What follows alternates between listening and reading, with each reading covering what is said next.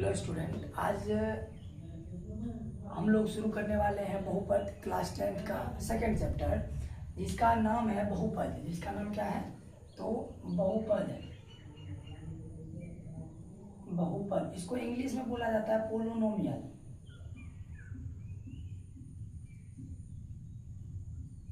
ठीक है ना। बहुपद का मतलब होता है इंग्लिश में पोलिनोमियल। ठीक है। अब इस चैप्टर में जो है पढ़ने के लिए आपका थ्योरी क्लियर रहना चाहिए, तब जाके आपको क्वेश्चन बनाने में आसानी होगा। इसके लिए हम क्या करेंगे, तो सबसे पहले बहुपद के बारे में जानेंगे, डिटेल में जानेंगे कि ये क्या होता है, इसमें क्या करना पड़ता है। उसके बाद ही हम एक्सरसाइज शुरू करेंगे। ठीक है। तो बहुपद का मतलब पहले आप समझिए, जिसमें बहुत सारा पद होता है उसी को हम बहुपद कहते हैं। ठीक है। लेकिन इसमें संख्या का बात करेंगे, अगर हम संख्या का बात करें तो संख्या जो है दो तरह का होता है।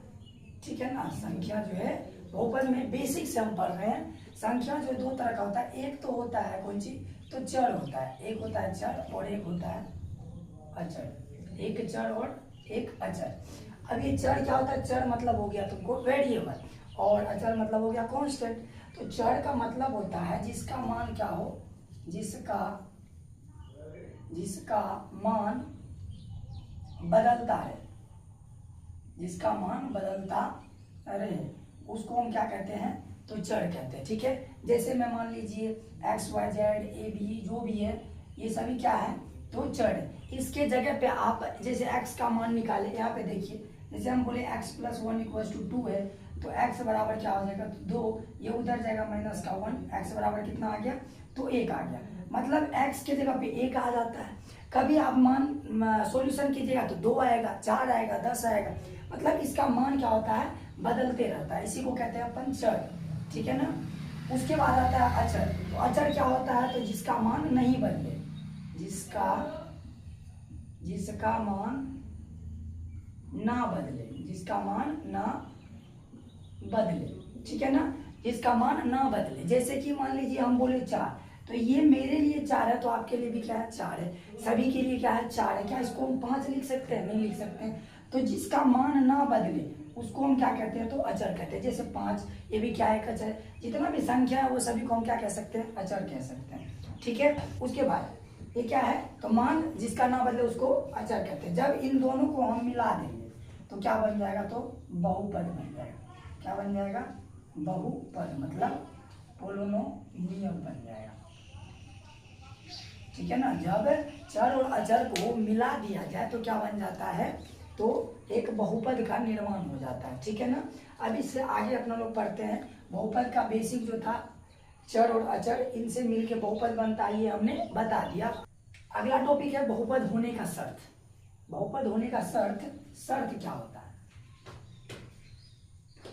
शर्त क्या होता है? तो शर्त मतलब कि कब होगा और कब नहीं होगा। बहुपद ऑब्जेक्टिव क्वेश्चन पूछा जाता है 10th में, कम से कम 2, 3, कभी कभी 1 भी पूछता है। तो इसके लिए हमको क्या पता रहना चाहिए? शर्त। तो शर्त क्या होता है कि कब बहुपद होगा और कब नहीं होगा। तो इसके लिए हम जानना चाहेंगे बहुपद का घात पूर्ण संख्या होना चाहिए।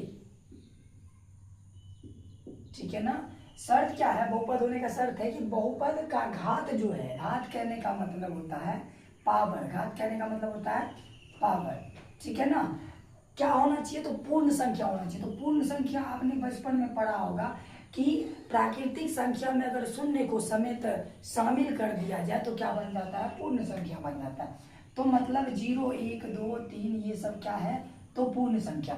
अगर पावर क्या आ जाए, मतलब घात क्या आ जाए, तो पूर्ण संख्या आ जाए, तो इस स्थिति में हम कहेंगे कि यह बहुपद है, अन्यथा बोलेंगे नहीं है। जैसे आपके लिए हम एक क्वेश्चन लेते हैं, 2x पे पावर 4 प्लस का 5x पे पावर 2। ठीक है ना। किसका घात देखना है? तो चर का घात देखना है। किसका घात देखना है? चर का। तो देखिए चर का घात कितना है? तो 4 है। यहाँ पे चर का घात कितना है? तो 2 है। दोनों क्या है? तो पूर्ण संख्या है। अगर दोनों पूर्ण संख्या है तो इसका मतलब ये क्या है? बहुपद है। ठीक है। जैसे मान लीजिए हम एक क्वेश्चन लेते हैं, 3x पे पावर -2 प्लस का 4x पे पावर 3। ठीक है। अब यहाँ पे देखा जाए तो चर का घात कितना हो गया?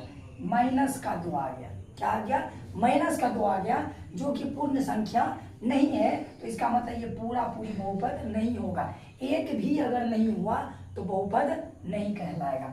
जैसे मान लीजिए 4x पे पावर 5 है प्लस 3x पे पावर रूट का 2 है, तो ये क्या बताइए बहुपद है? तो ये बहुपद नहीं होगा। क्यों नहीं होगा? तो पहला चर का घात तो 5 है, जो कि क्या है, पूर्ण संख्या है। लेकिन जब दूसरे नंबर पे जाते हैं तो चर का घात कितना बन जाता है, रूट का 2, जो कि बहुपद नहीं होता है। क्या होना चाहिए? तो घात क्या होना चाहिए, पूर्ण संख्या। ये पूर्ण संख्या है नहीं है, इसलिए ये बहुपद नहीं होगा। लेकिन इससे रिलेटेड एक हार्ड टाइप क्वेश्चन जो कि समझना पड़ता है, अगर यहीं पे हम लिख दे अगर हम लिख दे 4x पे पावर 5 प्लस 3x पे पावर रूट 9, तो अभी भी बहुत बच्चे बोलेंगे कि ये बहुपद नहीं है, लेकिन ये है। बताइए कैसे? तो पहला चर पे पावर तो पूर्ण संख्या है, लेकिन जैसे दूसरे नंबर पे आया तो ये रूट में आ गया। रूट जो है पूर्ण संख्या में नहीं आता है। लेकिन एक चीज अगर ध्यान दिया जाए तो रूट 9 किसका है? तो इसको हम ऐसे लिख सकते हैं 3x पे पावर 3, रूट से 3 क्या हो जाएगा, बाहर निकल जाएगा। 3 का वर्ग होता है 9, तो 3 क्या हो गया, बाहर निकल गया। अब ये है ना, अगर यहाँ पे है तो यहाँ पे भी होगा। तो शर्त आपको जहाँ तक हमें लगता है कि समझ गए होंगे आप, बहुपद का घात क्या होना चाहिए, पूर्ण संख्या होना चाहिए। तो हम बोलेंगे कि ये बहुपद है, अन्यथा बोलेंगे नहीं है। ठीक है।